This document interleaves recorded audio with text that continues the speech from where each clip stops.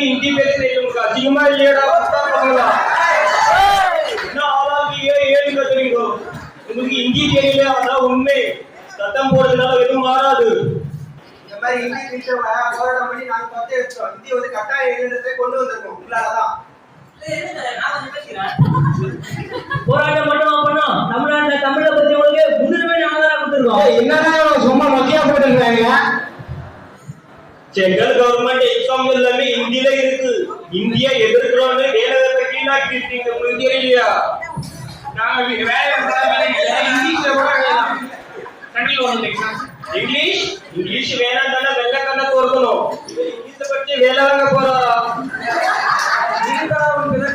நாங்கள் ஆங்கிலத்தை தான் எதிர்மை தவிர நாங்கள் ஆங்கிலேயருடைய ஆங்கிலத்தை எதிர்க்கவில்லை. அவருடைய அடிமைத்தனத்தை தான் எதிர்த்தோம். அதை புரிந்து கொள். எல்லாம் பார்த்தாச்சு சார், எல்லாம் பார்த்தாச்சு. என்னடா ஆளாளுக்கு அவதாரம் கொண்டு பிடிச்சு போறீங்களா? நீ சொன்னது திருக்குறள் வேணா? ஆமா, திருவள்ளுவர் எவ்வளவு பெரிய ஆளுன்னு ஒரு எக்ஸாம்பிள் ஒண்ணுமா சொன்னா, பேசுறதால ஏற்படுற குற்றங்கள் வந்து 4 சொல்லியிருக்காரு. வாய்மை, புறங்குறாமை, பயனில சொல்லாமை, இழியாய் கூறல். இல்லற வாழ்க்கையில வந்து பொய் கூறுவது வந்து தவிர்க்க முடியாத இருக்கு. அதனால வாய்மை தவிர்த்து 3 அதிகாரத்தையும் இல்லற வீட்டுல வச்சிருக்காரு.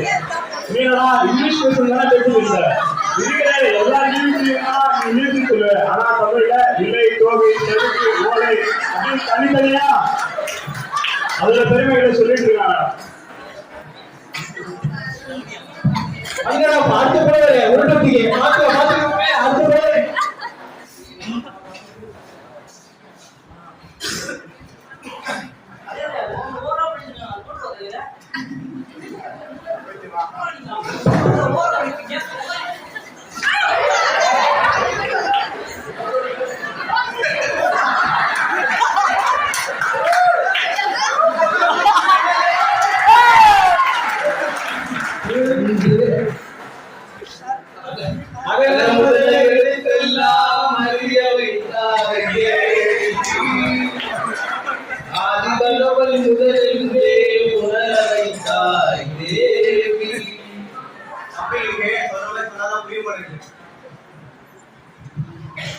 என்னடா ஹோம்ஒர்க் பண்ணிட்டீங்களா? எனக்கு பேச தெரியுதா? எனக்கு தமிழ் தெரியும். நம்ம தமிழ் மொழிப்பாளர் என்ன மாதிரி இருக்குதா? ஐயோ டைலாக் டேய் டைரக்டர் டைலாக் வந்துச்சுடா. டேய் டைலாக் வந்துச்சா? என்னடா என்னது டைலாக் வந்துச்சியா? ஆனா பாவி இதுக்கு தான் சொல்றேன். நைட் படம் பார்க்காம மாட்டாம பண்ணாரு. என்ன செஞ்சா? என்னடா நீ பண்ற? ஏய் இப்ப என்ன பண்றது? என்னமா இப்படிலாம் நடக்கும் தெரியுதா? பகல் கம்மான்ல நான் பையன் ஒருத்தன் இறங்கிருக்கேன். இந்த ஐடி கூப்பிட ஏய் தம்பி எவ்வளோ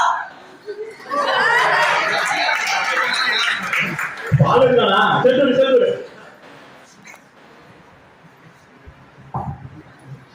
அடே வானோட தமிழர்களே, தமிழின் சிறப்பை பற்றி உங்களுக்கு என்ன தெரியும் கூறுகிறேன், கூர்ந்து கவனித்துக் கொள்ளுங்கள்.